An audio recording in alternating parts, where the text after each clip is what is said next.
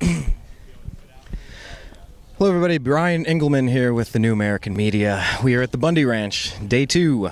This is day 2 after the fiasco, after the near riot, after, well, if you've seen the video, you may have seen our next guest. This is Margaret Houston. She is sister of Cliven Bundy, and she grew up here on the ranch. Thank you for joining us. Thank you for having me. So we watched the video, and most of the nation, a lot of the world has seen this video. Can you walk us through what happened? Because the beginning of the video starts real fast, and what was the lead up to it? Okay, we need the whole story of what was going on. Okay, sure. We was here at the picketing lines, and we've been watching the BLM. They were a lot more active than they are right here in this area. They've moved to another area, but we was there, and we seen this mountain up here. There's a road, and we seen vehicles coming down, a whole train of vehicles. So we had a spot, we spotted them and noticed there was 14 to 15 vehicles, a dump truck, and he was pulling a backhoe. Why do we need a backhoe? To herd cattle. We don't herd cattle with a backhoe or a dump truck. So we thought, we've got to find out what's in there. We're thinking they're up there killing cows, burying them, or bringing them out. I didn't think they'd be smart enough to bring them out. So we thought we're going to stop them. So we did. We went down. There's probably, by the end of it, probably 50 maybe 50 people, but there was only a few of us involved, actually. But they come down a dirt road. I was on the side of the dirt road. There was probably 3 vehicles that got past me. I noticed Oregon license plates, so they're from all over. Do you normally see Oregon license plates around here? No, not on BLM trucks. I mean, it's Nevada, right? So, no. So I stayed on the side of the road. The next, probably 3rd truck come down. I kind of followed it down. I was hollering. The windows were up. Hollering, get out of here. Go home. We don't want you here. Those were mainly everybody's comments. Get out of here. We don't want you killing our cattle, that kind of thing. I followed the truck down. I did get in front of one of the trucks, and he kept coming. And I kept thinking, is he going to run over me? But he was going pretty slow. I just was in front, kind of put my hand, kind of like this, and he pushed me back. And then I let him, one of the family members said, Margaret, get out of the way, you're going to get hurt. So I moved to the side, just hollering, and he had my hands up, if you see the video. All of a sudden, from the back, it was like a football player. He grabbed me and threw me down, just to the side. He just picked me up and threw me. So you were literally picked up off of your feet. Not nudged, not pushed, not nothing, swung, nothing. Picked up off of your feet. You hear some of the media saying pushed out of the way, whatever. It was a pickup throw. I mean, if you watch the video, it's pickup throw. And then I didn't know this until the end, but he did have a taser gun pointing on me when I was on the ground. Soon as I got up, he was in my face with the taser saying, back up or I'm going to tase you. And then that's when it really did escalate. Before we was, hollering. But then, they were saying, why would you do this? That's our aunt, that's our family. Ammon, kind of went hollering, that's my aunt, why would you do this? And they, put the dogs on him. And then they tased him.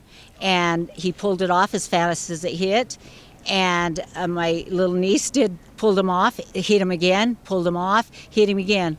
3 times they hit him, but he just kept pulling him off, and she helped him.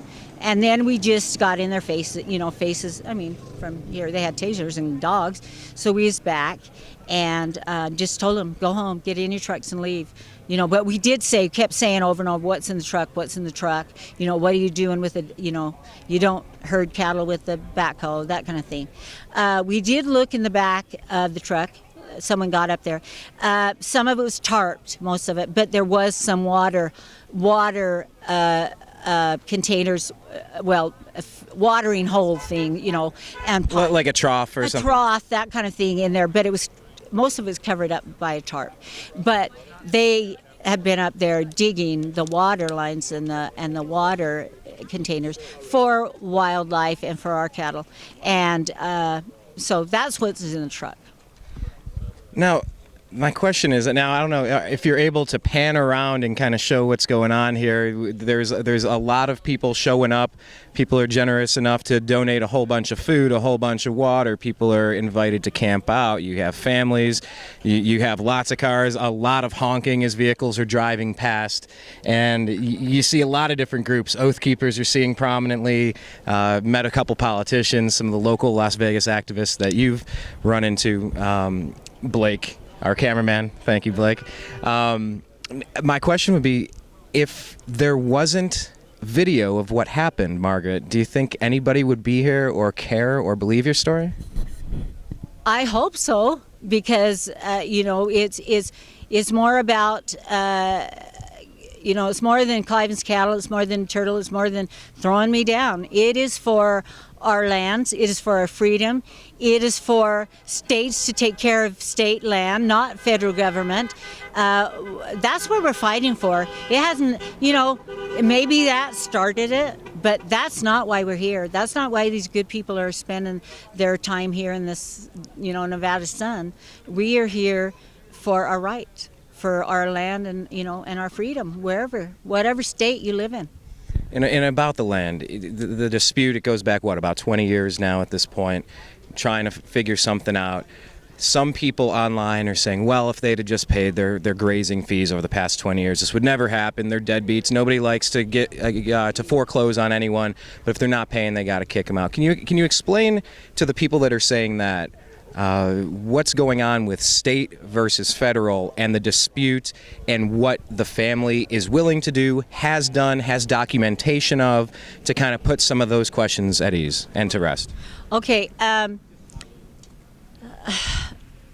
Federal government, for one, they're not supposed to own land. It's the state's land supposed to own it.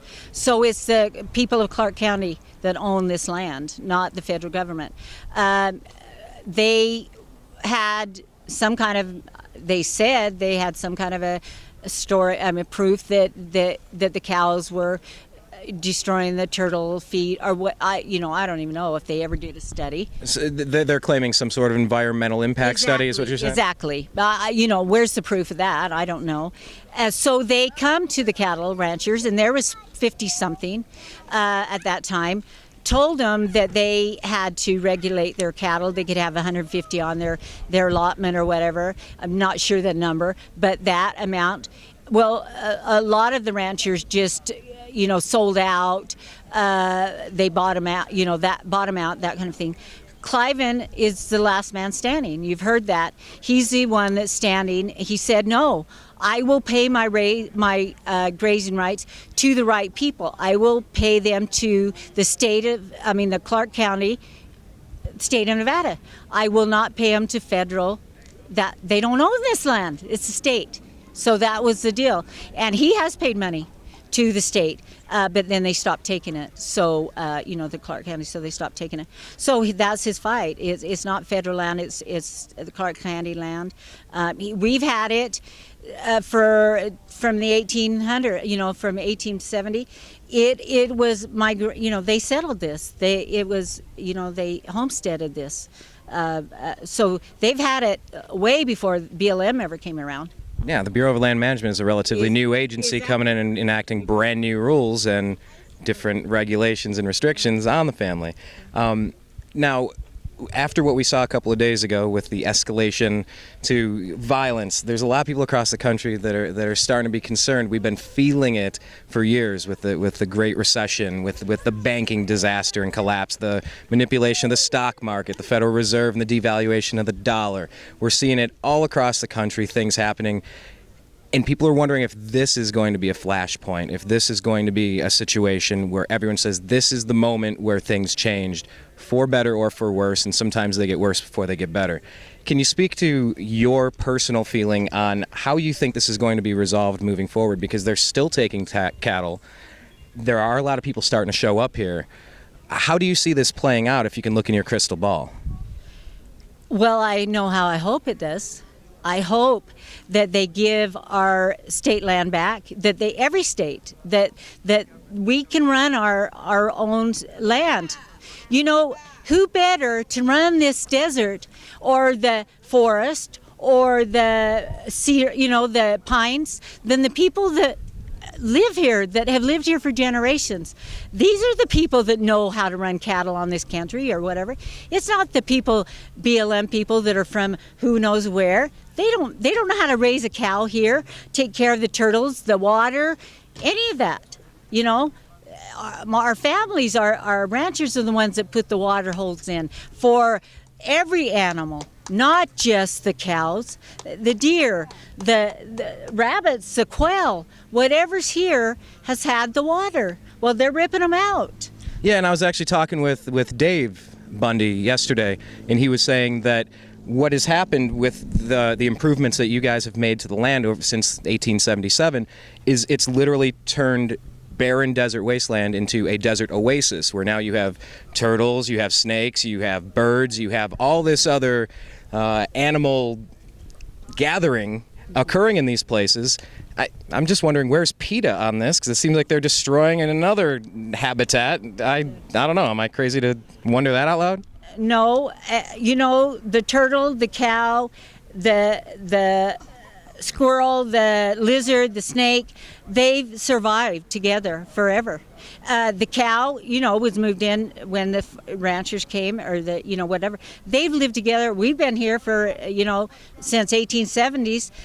When I grew up, there were turtles everywhere. Let me take a drink, sorry. Please do. This Nevada is dry. So I got a hat and sunglasses on. Yeah, I mean, when I grew up, at this time of the year, they had cattle, sheep in here grazing. We used to, as kids, go up on the mountain, watch them shear. Favorite time of the year. 50-something cattle ranchers had their cows out here. We would count the turtles and we'd go play. There was turtles everywhere, you know. Maybe, just maybe, because they took the sheep off, the cattle off, maybe that has something to do with the shortage of turtles. There is less turtles, I have to admit, but is not the cow stepping on them or eating their food. They eat their dung, excuse the whatever, that's what it's called. That's what they eat too. So a cow's not going to run, you know, step on them. So that's not even the issue there. It's control. They're wanting our lands. They're wanting our water rights. They're wanting to take the freedom away from us. Well, and that's what a lot of people are starting to say now, is this has absolutely nothing to do with the desert tortoise.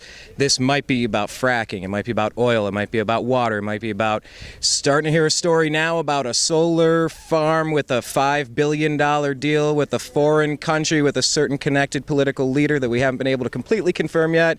But I think you may be familiar in Nevada politics. What do you think is really behind this? More than some cows and a turtle. I mean, I'm. You know what? I am a redneck or a little farm girl, ranch girl. I grew up in a little bubble, and this is so overwhelming to me. We live out here, quiet. I mean, we was little hermits. You know, a car come by and it was like, oh, you know, our neighbors come, we'd run in the back bedroom. But this is not our home. We love you, and we're so glad you're here. We want BLM out of here. We want our cows on the range and on the river.